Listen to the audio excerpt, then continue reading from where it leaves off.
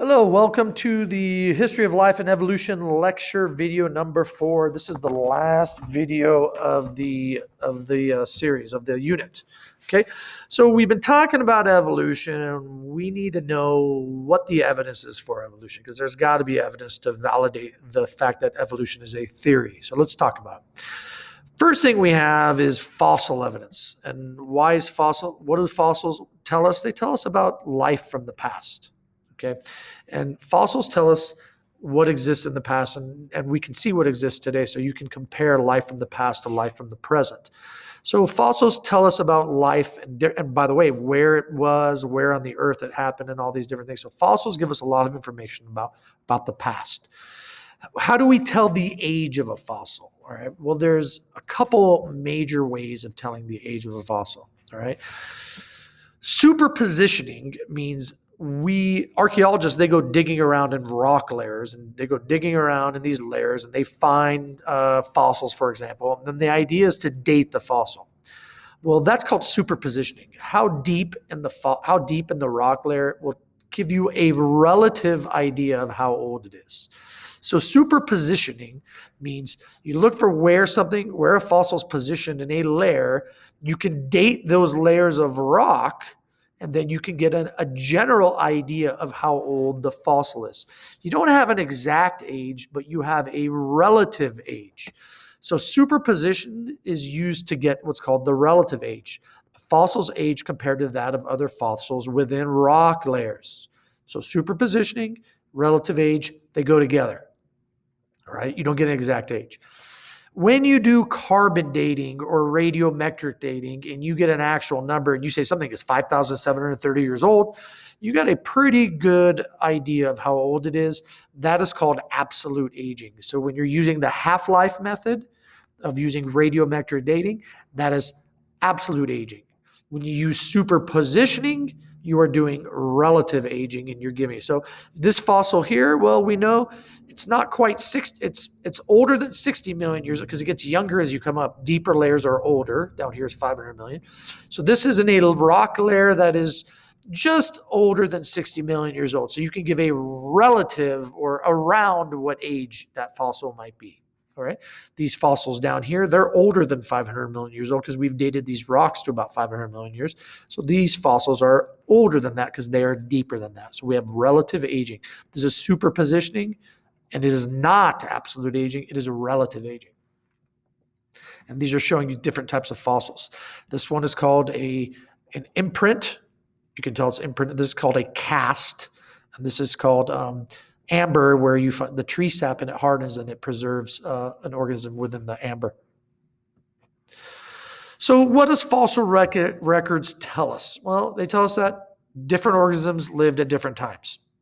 All right. They tell us that today's organisms are different from organisms in the past. Organisms found in adjacent rock layers are more like each other and around the same age. All right. Organisms deeper or older, organisms more towards the surface are young. All right. So what we can do is we can look at fossils all around the planet, and we can come up with inferences or ideas of what was happening, what was existing in those times. A transitional species would be a species that is no longer existing, but it would be like an intermediate between two organisms. You've probably heard the term the missing link. Like what organism links humans to, say, gorillas or chimpanzees and primates? And the missing link is what everybody wants to find, and they want to find the fossil of this missing link. But we can't seem to find the fossil. It's not that easy. Not everything that dies gets preserved. It just doesn't work that way. In order for it to get preserved, it's got to get buried or covered in amber, and it's got to become rock-like over time.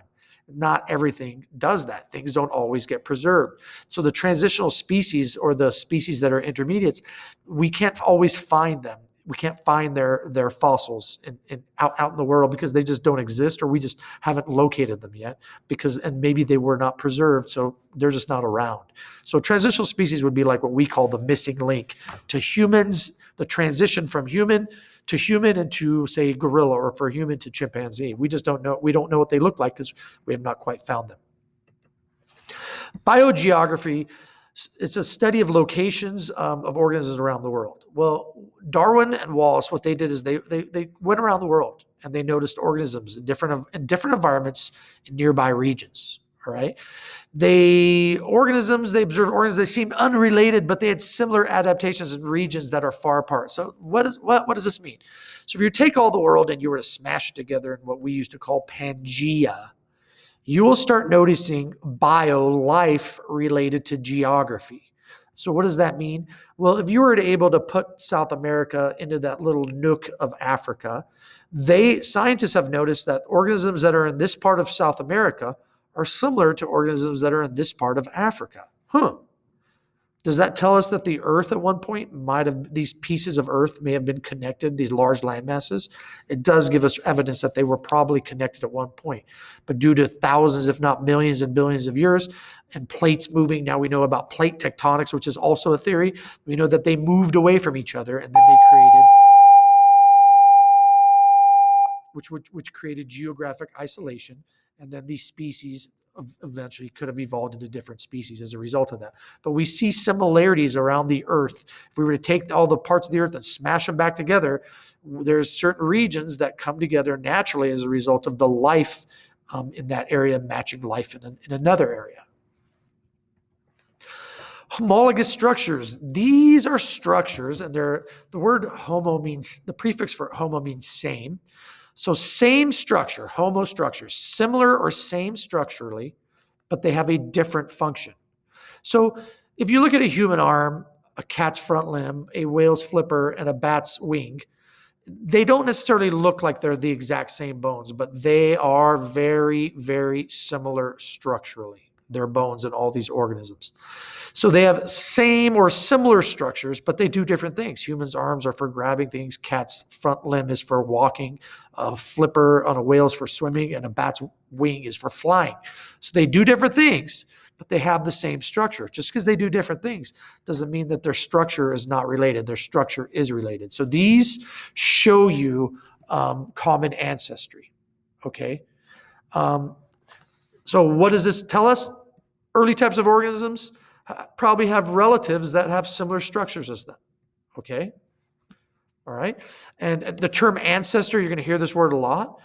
This is what came before, like previous generations. Okay. So common ancestry means that organisms with similar or the same structures, like bone structures, are going to be related. They're going to be evolutionary relatives.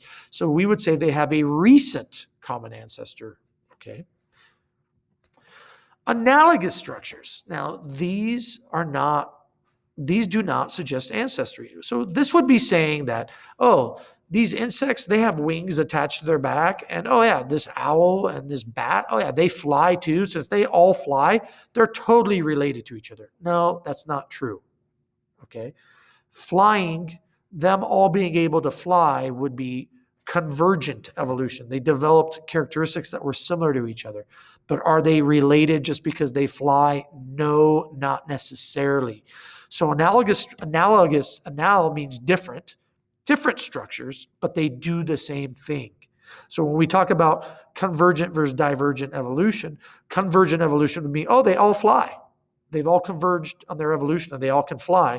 But just because they can all fly does not mean they're closely related to each other. They have analogous structures, different structures, but they do the same functions. And these do not suggest ancestry or common ancestry. Vestigial structures. This is not a very pretty picture, but this is showing you body hair on a human. This picture is showing you the appendix that we have. This picture is showing you a femur and a pelvis bone in a whale. Well, what does the appendix and the femur and the body hair all have in common? These are structures that organisms still have to this day, yet they have no function. They didn't just disappear. Lamarck would have said they would have disappeared, but that's not the case. He would have said, you don't use them anymore, they disappeared. It doesn't work like that. Lamarck's not correct. So we have body hair, but body hair doesn't really keep us warm anymore. It doesn't do what it used to do, okay? Appendix, it doesn't have a function in our bodies. Some people may say it has a function involving your immune system, but a lot of people will also say it doesn't have a function. We have all kinds of parts within our bodies, extra tendons and ligaments and things of that sort that are extra. We don't even need them. They're there, but they don't have a function. They didn't disappear, but they're there still. So structures that are present but have no apparent function, vestigial structures. Whales don't walk. They don't need a hip bone, a femur. They don't need a pelvis to walk and put their weight on, but they have these bones present in their bodies. Comparative biochemistry. Well, what does this mean? Well, when we talk about biochemistry in this case, we are talking about DNA and RNA, or we're talking about, and remember from our last chapter, or from a previous chapter, DNA is the code for making protein, and protein is made out of amino acids. So what this means is organisms with more differences are more distant related. Less differences means you have a recent ancestry. You're more closely related. So let's look at this picture first. This is the sequence of amino acids in a protein in the hemoglobin molecule protein. It's just showing you 4 of them. Humans, here's our protein. Here's our amino acids: lysine, glutamine, histidine, isoleucine. Horses, arginine, lysine, histidine, lysine. So we have a commonality here. Okay. Gorillas. Oh, look, gorillas. Lysine is in the same spot. Glutamine is in the same spot. Histidine is in the same spot. The last one is the only one different. Okay. Humans compared to chimps, lysine's the same, glutamine's the same, histidine's the same, isoleucine's the same. They're all the same. They have the exact same protein right there. Zebras, they're not related to humans, but they're closely related to horses. Look at that. They have similarities to horses. So a chart like this would allow you to figure out evolutionary relatives. Based on this chart here, the human's most closely related evolutionary relative would be the chimpanzee. Why? Less differences means recent ancestry, and it means that you're very closely related to each other. All right. Over here, look at this. This compares humans to a bunch of different organisms, and this is giving you the number of amino acid differences. So instead of counting them like we did here, I'm just giving you, here's how many are different in that particular protein. If you notice here, 48 is the biggest number. Humans and red bread mold have the most differences in this particular protein, which would make us the most distantly related. Okay. Humans in this case and dogs have the least number of differences compared to all the others. So humans and dogs, we would say, are the most closely related. So they would share the most recent common ancestor. Okay. So you can look at the number of differences in amino acids, the number of differences in the DNA bases. You can look at specifically the actual amino acids and start counting. More differences means less related. Less differences means more closely related. Coevolution is a term that things evolve together. I know these are some gross pictures. This is showing you staph infections.